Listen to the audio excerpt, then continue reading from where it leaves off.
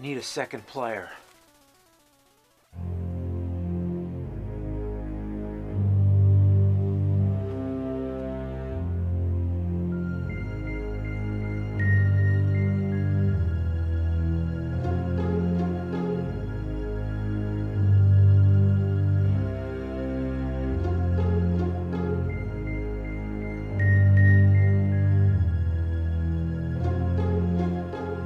ABBA.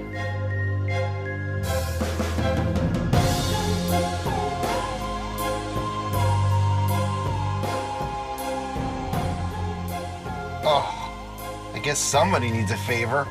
Yeah, I need your help to beat a game. Let me guess, a shitty game. Yeah, a shitty game. Akari Warriors. Yeah, I know that game. Oh, yeah? Yeah, I know what you could do with that game too.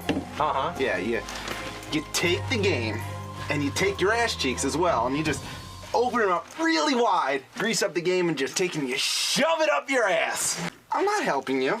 Besides, you never play my theme song anymore. Yeah, the theme song. I thought people were getting tired of that. You thought wrong. Yeah, I know. All right, so if we do the theme song, will you play the game with me? Fine. All right. Let's do this. Play the song. Do, mi, so, mi, do. Play the song. Play the fucking song! It's gonna take you back to the past to play some shitty games that suck ass. He'd rather have a buffalo take a diarrhea dump in his ear. Rather eat the rotten asshole of a roadkill skunk and down it with beer. He's the angriest gamer you've ever heard. He's the angry Nintendo nerd. He's the angry Atari Sega nerd. He's the angry video game nerd.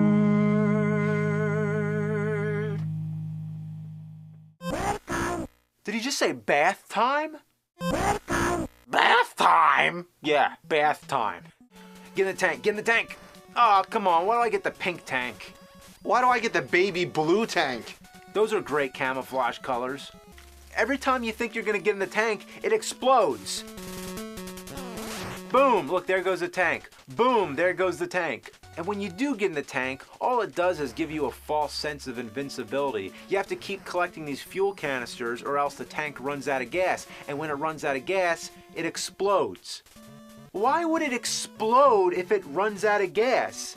Does that make any sense to you? Not to me. All right, you want to get some beer? Not particularly. Well, if you drive, I'll drink it. I'm sure you will. Oh shit. We forgot to get gas. I mean, it's on empty. What should we do? Get out of the car. Go, go, go.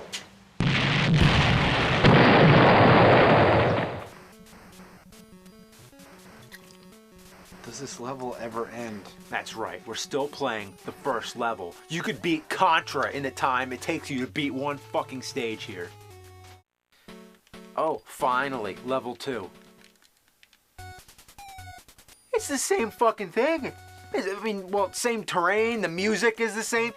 I think I'm stuck. You're not stuck. Stop fooling around. Get out of there. I'm trying. You're really stuck. Just kill me. I'm trying. That's what I'm trying to do. No, kill me for real. Wait. If we just wait for one of these missiles to come.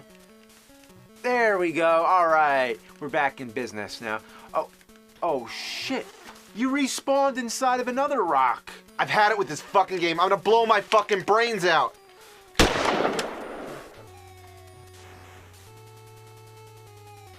ABBA. Oh, fuck. Yeah, you're right. Having 2 players doesn't help much. Get me out of this couch, you damn Nintendo dork. That's because Mario goes through the green pipes. Oh, so Mario's going through there. Yeah? Well then, who goes through the yellow pipes? Luigi? Don't be stupid. Shit goes through there. Even the bad guys hover inside the walls. Anything goes with this game. And look at these guys, hiding inside barrels of flammable liquid. If you're in a gun war, would you hide inside a barrel of flammable liquid? Better than hiding behind a fucking couch for all these goddamn years. Okay, so here's what we're gonna do. First, we're gonna use Game Genie to get infinite lives. Then we're gonna use a stage select code. That way, we can go back to level 3 and continue our fucking game. You can find the code in the classic book, How to Win at Nintendo. Now, check out this code. Right before the title screen, press up, down, A, B, left, right, A, B, up, A, down, right, right, left, B, up, left, A, right, B, left, right, A, left, up, A, down, A, right, left, B, select.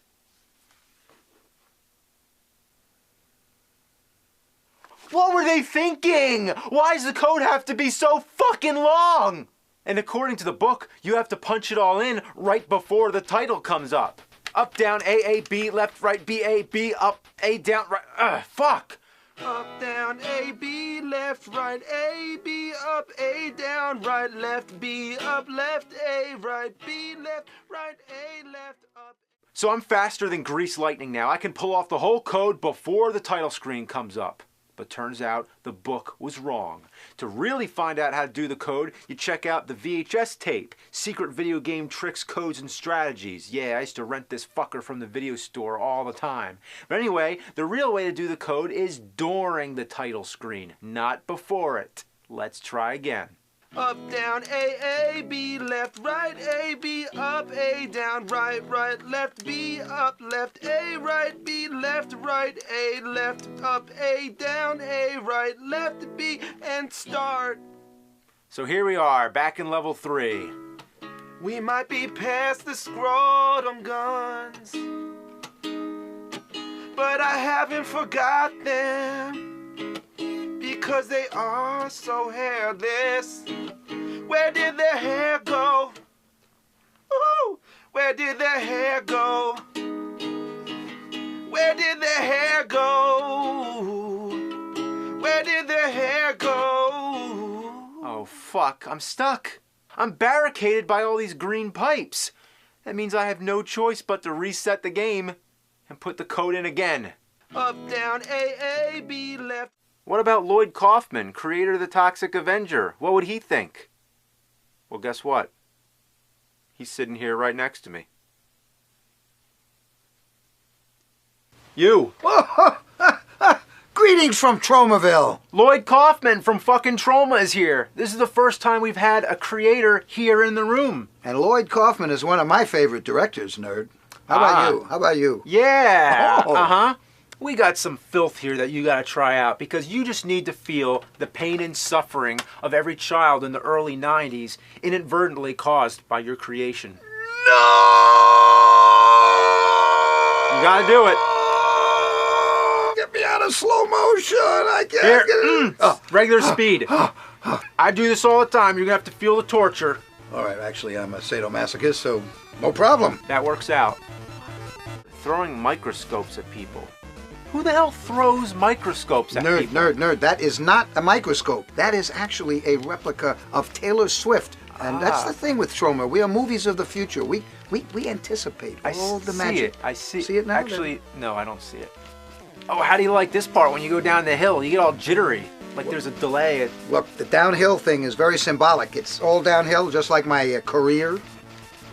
How do you like the graphics? The backgrounds are full of trash cans and toilets. Sums up this game perfectly. What you don't know, nerd, is they cut out the best part of these backgrounds. We had cum rags, we had used tampons, and those toilets themselves came directly from the set of Steven Spielberg's AI. We got a good deal.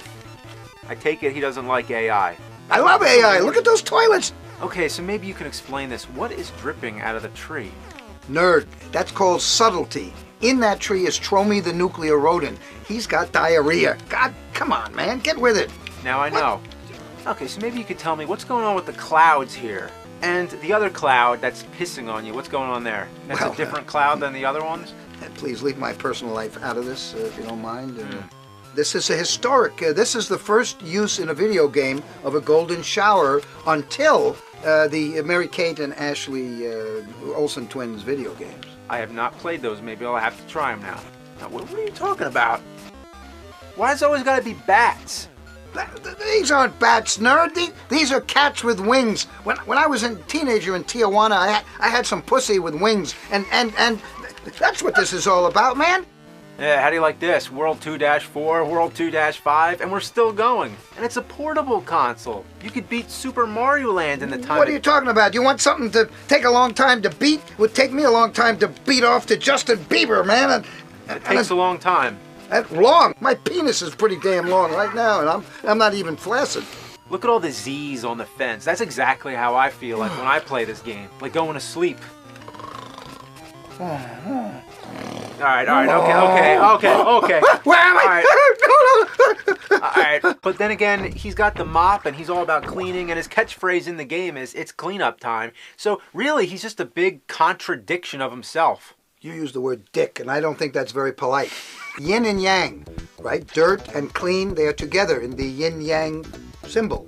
Very profound. See, that's the trouble. You know, you need an old drunk. I mean, you need an older, mature man like me to explain this to you.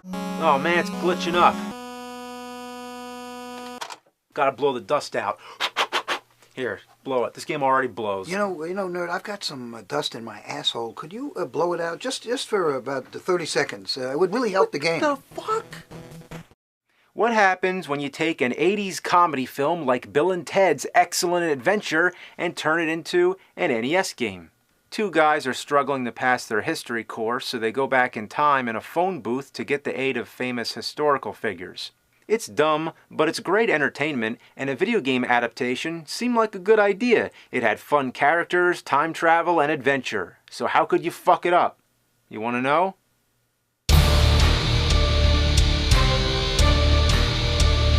That's how.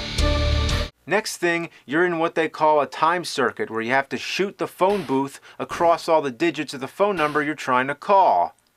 You think they overthought this a little? How about just a cutscene showing the phone booth spiraling into a time warp?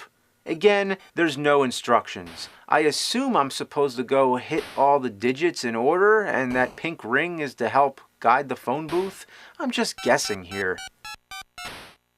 What's the point of this? Why can't you just start the game? Couldn't you just dial the number and go straight to the stage? And speaking of that, what's the point of dialing the number? How about just select the page with the person you're trying to get to? But that doesn't matter either, because Rembrandt's always the first one it lets you call. Why couldn't it be like the Mega Man games, where you can play whatever stage you want? Here, everything has to be done in the order the game wants you to. So all this page turning, dialing, and time circuit bullshit has no purpose whatsoever.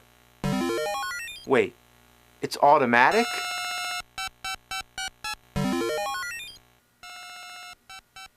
You just do nothing?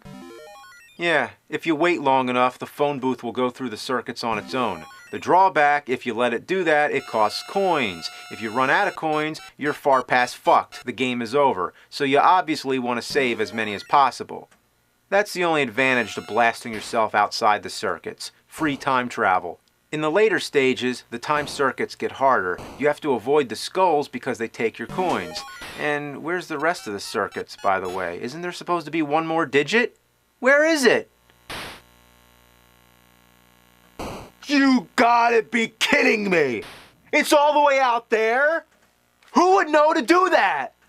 And if that's not cryptic enough, you have to hit one of the pink skulls. One of them takes your coins, the other one makes the last digit appear. So it's a 50% chance you'll get the right one. That is some supreme bullshit.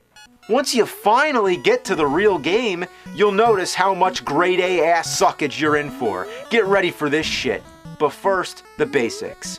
As you notice, they attempted a three-dimensional world. I have to give it to them, it was kind of ambitious to do on the NES, but you're still stuck to moving at 90-degree angles. You play as either Bill or Ted. They don't interact on screen together, which is pretty shitty for a game with such a recognizable duo. So we're looking for Rembrandt. And you know what? I dare to say they missed the opportunity to make this an educational game. It didn't have to go overboard. It could have still been an action-adventure game with some informative elements. It's all about finding the historical dude, but there's no aspect of the game where you return them to where they belong. Wouldn't it be nice if they at least had a little description in there to tell you who Rembrandt is, instead of just his fucking phone number? And all these time periods are so vague. They're mostly just graphical redesigns of the same stage over and over again. They don't tell us where or when any of this is supposed to be. There's games that are educational, but suck as a game. But this game just sucks both ways. Where'd the music go? I shit you not. Every time you start the game, the music lasts for 30 seconds, then stops. I'm not complaining too much because the music is ass, but why? They didn't know how to program it to loop?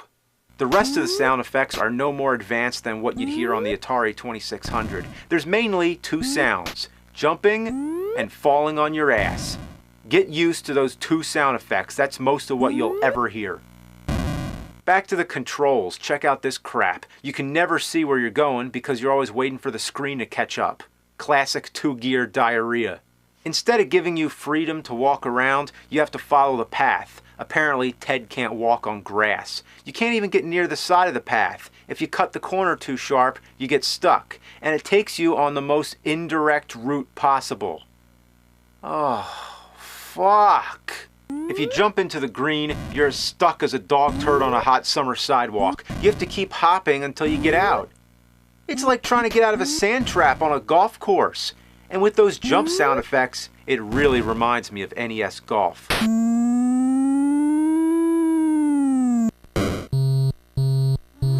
You know what you're using? You know what this weapon is? It's a textbook.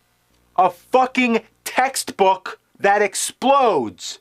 By the way, this won't change history at all. Let's go around blowing people up. Let's kill some ancestors. That's real great. As long as it doesn't affect the Wild Stallions concert. When they come back to the present, it's going to be some kind of Planet of the Apes shit. They're going to be playing to an audience full of intelligent sloths. Another item you can get is an audio cassette. I love how the knight casually says, "Bill asked me to give you this audio cassette," as if the knight would have any idea what that is. What does it do? It plays music and makes everybody dance. It's real helpful, especially since you don't even need a cassette player. Just throw the cassette on the ground. Hey, want to listen to some tunes?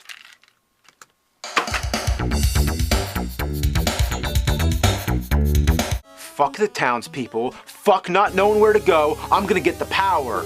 Nintendo power.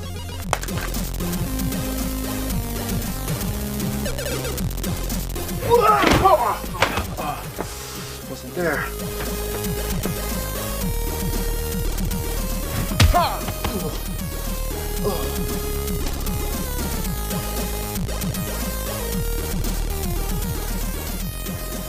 Well, it helps to visualize the layout of the stage, but where's the starting point? I'd like to know where I am. You know what? That's because the game always starts you somewhere different. You can control where it starts you. When the time circuit finishes, you're supposed to hold up or down or some shit. I don't know. I don't fucking know. Then there's certain doors that act as warp zones and transport you somewhere else. The magazine doesn't tell me that either. Nor does it tell me where the historical dudes are. I know they appear in random houses, but there's probably a few different designated spots. For the bait, it just gives you a circle showing the vague area where they are, not the exact bush or fence. This is one instance when Nintendo Power just didn't bother because the game was too shitty. At least I have an idea where to look now.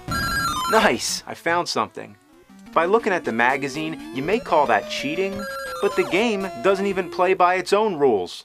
Bill and Ted were the ultimate cheaters. What have we learned from the movie? If you're failing your history course but happen to have access to a time machine, bring the history to the classroom. If that happened in real life, would the teacher give them an automatic A? Or say, "Yeah, that's pretty amazing you brought Abe Lincoln here, but you still gotta pass the test." I'm losing my faith in the NES library. Was there any quality control here? You know, that seal quality, did that mean anything? Did anyone look at these games before they dumped them in the back of every KB's and Toys R Us? How many of these games are worthless? All the LJN ones, I can tell you that. But there are good games here. There are. Zelda, Mario, Metroid, Contra, Castlevania, Mega Man, but then a big fucking shitstorm hit it! A shitstorm of horrible games! And at the middle of it all, a rainbow! A rainbow of shit! LJN and Bill and Ted might even be the worst LJN game on the NES. It doesn't just have some flaws. There's no good and bad. This game is all bad. Like, I'm impressed. How did they do it? How did they make it so bad? Bad doesn't even describe it. It's disgraceful. It's putrid. In fact, I looked up the word putrid in the dictionary. There's no definition. It's just a picture of Bill and Ted on NES. Curse this fucking game. Curse the plastic that encases this dung heap. Literally, it's a plastic shell filled with shit. It's fucking shit. It's ass. It's garbage. And that's it. Good night. Oh wait, I forgot to mention, as a matter of fact, it also sucks monkey fuck, and it's a worthless, pitiful pile of snot dripping, pus bubbling, wet, steaming mountain of buffalo butt dump. Mere descriptions can't even describe the inane lack of common sense that even a child would possess when making a game with chalk on the sidewalk. I can't even come up with a description that's foul and disgusting enough to even come close to this rancid abomination. Can't describe it. I'm done. For real this time.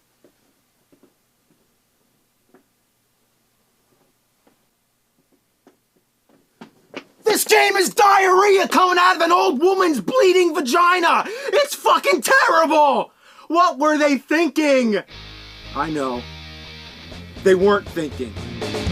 Remember back when I first warned you about the horrors of Dr. Jekyll and Mr. Hyde on NES? Well, there were a few other games I mentioned there. They're just, rare, obscure games, like, Mick Kids or Taxman or whatever. What the hell is Taxman? I didn't even know what the hell I was talking about. I had too much to drink. What I meant to say was Wall Street Kid, a game about the stock market. Who would ever want to play a game like that? But it just so happens, by some fucking coincidence, there actually is a game called Taxman for the Apple II computer. I've heard that there's nothing much to this game, it's just a Pac-Man clone. I figured that probably means that it's a game that's very similar to Pac-Man. I was wrong. By clone, they meant an exact copy. It's Pac-Man. Have you played Pac-Man? Then you play Taxman without even knowing it. But that's not what I'm here to talk about. I'm here to talk about something that I've feared since the beginning. Those little Tiger, electronic wrist games, those are better than Dr. Jekyll, Mr. Hyde. Have we gotten to that point now? Is it time to scrape the bottom of the toilet bowl of the whole video game industry? Yeah, it's time to talk about Tiger games. Since the advent of video games, the idea of portable games was a novel concept, like the Nintendo Game & Watch series. Everybody liked the idea of being able to bring a game with you wherever you go. There were many examples, but none so common as the Tiger handheld games. They used the most primitive technology possible. The graphics, if you could even call them graphics, work like this. The background is a fixed image that's printed onto the console. In front of that is a clear screen, kind of like an animation cell, with a bunch of static images that represent all the characters and objects. When the game plays, these images light up individually to simulate the illusion of movement. It's sort of like a calculator or a digital watch. I can't think of a more crude way to make a video game. Of course, you don't need technology to make a good game, but these were all ungodly. The most shameless part of it is that these games tried to be more than what they were. With this kind of technology, they could have stuck to solitaire or video poker, but no, they took it all the way and adapted action-adventure games. They took Konami games, Capcom games, Sega games like Altered Beast, Shinobi, and Sonic the Hedgehog. Any video game franchise ended up butchered on one of these things. Any licensed product, movies, TV shows, this Tiger got its claws on everything. When you adapt a well-known game, everybody knows what the real game is supposed to be like. You have something to compare it to. The difference is night and day. But hey, the idea of playing Mega Man 2 on the go? Why not? Mega Man using a gun instead of his arm cannon? Sure, I guess somebody just looked at the atrocious cover to the original Mega Man and thought, okay, he's got a gun, put it in the game. And how about running out of ammo? Have you ever wanted to play a Mega Man game where you can run out of ammo? Well, this is it. Street Fighter 2. Really? First you have the arcade, then you have the home console versions, then you have the Game Boy version, and then at the very bottom you have the Tiger version. The only thing less than that will be using your imagination or playing the board game. But even that was better. How about the TV shows like Dinosaurs? Listen to that awful music. You'd rather listen to I'm the baby, gotta love me. Remember that shit? How about Full House? That's right, Full House, the Tiger game. You play as Michelle, I think, going around slapping high fives while fighting against inanimate objects. Apparently everything in the Tanner household came alive and is trying to kill you. Personally, I prefer the Super Nintendo version of Full House Tournament Fighter. Well, Bully don't. Oh, mercy. Tiger, on the other hand, continued well into the 90s. In fact, I remember these things being more common in the 90s than ever. They were pouring obsolete games into stores and we were still buying them. They wouldn't die off. They were like cockroaches. By giving people a cheap alternative, they managed to coexist with the Game Boy. Yeah, this Tiger sure rose up to the challenge of its rivals. Had the guts, got the glory, went the distance, now it's not gonna stop. It's literally a survivor. There's a difference between something that's old school and something that's outdated. Old school is like Atari 2600. The games are primitive, but they're still fun to play. You can always go back to them. Outdated is something you never want to go back to.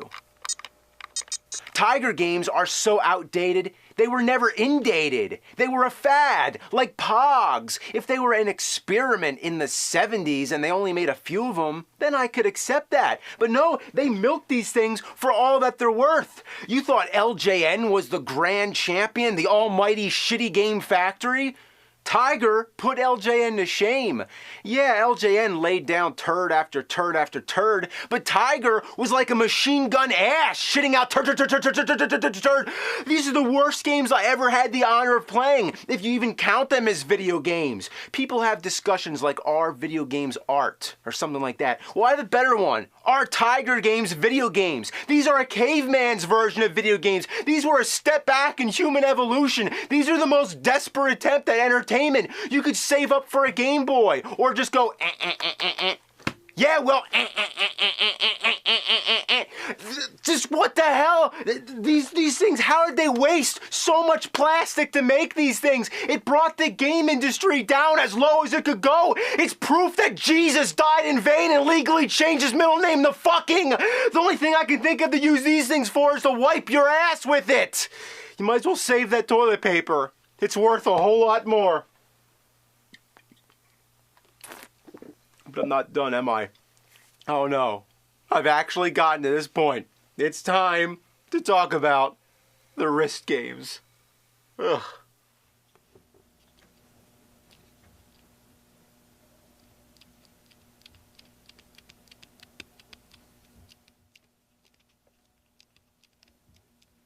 What the ass? Talk about desperate. I'd have more fun setting the time on a digital watch. This is shits for the birds. Now check this out. Batman Returns, the wrist game. Oh boy. Wait, I can't get it open. Good. God, I hate this shit. You know what's bullshit? You know what's bullshit? Packaging that you need scissors to open. Even with the scissors, it's still a pain in the ass. Why is this plastic so fucking strong? This stuff is bulletproof. Nobody wants this shit, so why do they do it? They use it on everything. This kind of packaging should be outlawed. Why does it still exist? I especially love when you buy scissors and you need scissors to open the scissors. What fucking idiots think this is a good idea? They don't care. By the time you're having this problem, you already bought it. Packaging like this is bullshit. Thanks, bullshit man. So, that's the Gamecom. Needless to say, it flopped, especially with Nintendo dominating the portable gaming market. So hey, why not just follow whatever Nintendo's doing? That mentality is what brought us what I think so far is the worst video game console I have ever played. The R-Zone. This is basically a shitty version of the Virtual Boy. Yes, I said that. As if the Virtual Boy isn't already shitty enough. Just look at it. What planet did this thing come from? Here's how it works. You take the game cartridge, you slide it into the system, then the screen lights up.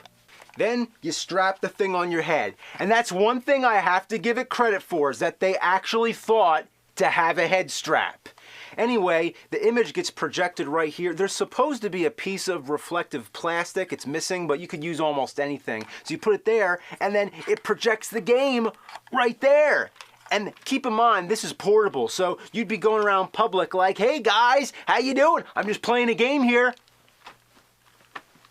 Just when you thought the most sorry, pathetic excuse for a video game was the Tiger wrist games, oh no, imagine playing one of these up close to your eye in red and black. Good Lord, you thought I was kidding, but it's true. This actually happened. Unlike the Virtual Boy, which causes eye strain and headaches within minutes, this thing does it immediately. Having it over one eye meant you had to go cross-eyed to look at it, or cover the other eye. By the way, the game itself sucks just as much as the other Tiger games. Thought you could turn around? Yeah, right. I love how the advertisements always show a kid playing it. Look at his expression. He's horrified. And in the commercial, the kid's screaming in agony. You better not blink. Indy 500 roars into the R-Zone. Was this thing intended as a torture device? What made them think this was a good idea? They did it because Nintendo did it. It couldn't have been a coincidence. Both systems came out in '95. Tiger saw what Nintendo was doing and thought, that's the new hot ticket. See? Red and black video games that you play close to your eye. If it was blue and black, I'm sure it would have been the same thing. The original idea of the Virtual Boy, so I thought, was to emulate virtual reality to make you feel like you're really there. Well, the R-Zone got as far away from that idea as possible. It's so far removed from common sense that it's baffling. What were they thinking with this shitload of fuck? I know what I'm thinking. I might carve a giraffe out of wood and decorate it with Christmas lights so I can put it up in an albatross nest. Did you expect me to say that? Probably not. Neither would you expect this crazy idea of a video game. Case closed. It sucks. Is this good enough for Halloween? I mean, Alien 3 is a horror movie. Is this scary enough?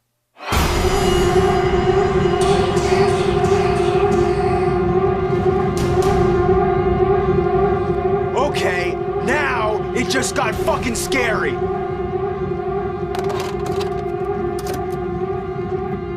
Now look, I know that if the game had only one alien and no weapons, you'd be bored pretty quickly and begging for a deck of cards. Might I say that maybe this was perhaps not the best Alien movie to make a video game out of? The first two movies never had an NES game. Why didn't they make those? Well, I don't know why they didn't make Alien or Aliens, but I do know why they made Alien 3. And that was because it was new. The game was nothing more than an advertisement for the movie. And how shameless is that? To do something, to promote something else? Monster Madness. Are these face huggers? They look so funky. The face huggers in Super Contra looked more like the ones from the movie. And that wasn't even an Alien game. Here, they look like, I don't know, Thing from Addams Family dragging a dildo. Just another addition in this game's museum of anomalies. Ripley's Believe It or Go Fuck Yourself. Wouldn't it be nice if there were some arrows showing you the way, or just a simple map screen? This game does not hold your hand. Instead, it reaches down, grabs your dick, and jerks you around. I promise, that's my last dick joke. When you pause the game, the music doesn't stop. That really ties my dick in a knot. Okay, now I promise. No more dicking around. If you make it all the way to the end of the game, this is what you get. As Ripley leaves Fury 161, she turns back one last time. Did they see the movie? She never leaves the planet. She drops herself into the fire and dies as the last alien hatches out of her chest. It's the thing anybody would remember best from the movie. Then the credits start. Quality ass? Quality ass! That sums up the whole thing. There is no quality assurance with this shitload of fuck. This game is as much fun as a witch's cunt! It's a shame that there was never a good Alien game on NES.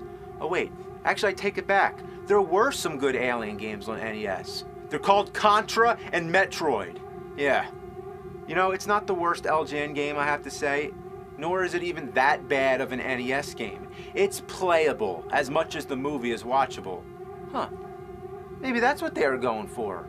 In that sense, they got it right. It may not be a pile of goat puke smothered in buffalo diarrhea, it's just a pile of goat puke. Hold the buffalo diarrhea. I don't even know if buffaloes get diarrhea. But it pains me to know that there's still more LJN games out there. And I just can't take it. I can't fucking take it anymore.